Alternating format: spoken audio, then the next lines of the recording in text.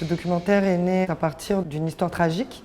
En mars 2020, CRB10 s'est donné la mort à Paris. CRB10, c'était un jeune artiste qu'on a produit au SAS Prod. Ok, c'est CRB10, on dirait que les locaux, SAS Prod. J'ai beaucoup participé au développement de sa carrière et on avait noué une relation vraiment fraternelle. Et donc forcément, l'annonce de son suicide a bouleversé toute l'équipe du SAS Prod.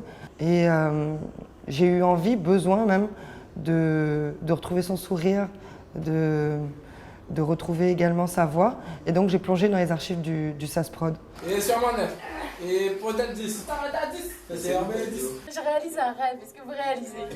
J'ai analysé les archives avec un certain recul.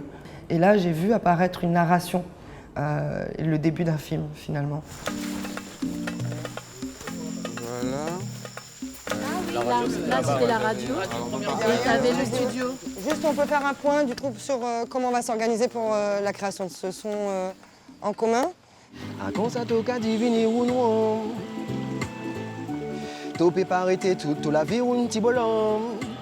je le marque, j'ai lâché.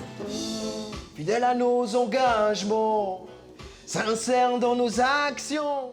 Ça nous a obligés à réouvrir une page qu'on avait mal fermée et à régler des conflits qui n'avaient jamais été réglés.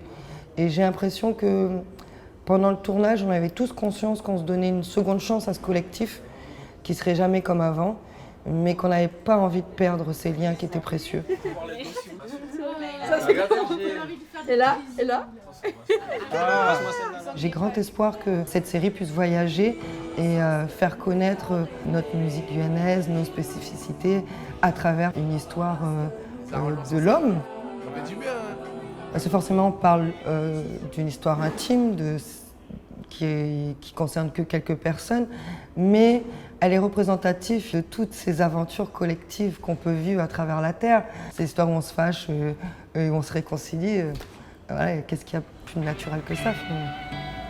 Le message principal, c'est que finalement, il n'y a pas d'échec. Soit on réussit, soit on apprend. Pour le SAS! Viva! Pour le SAS! Viva!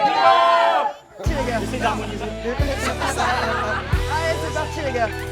Ça, c'est passé.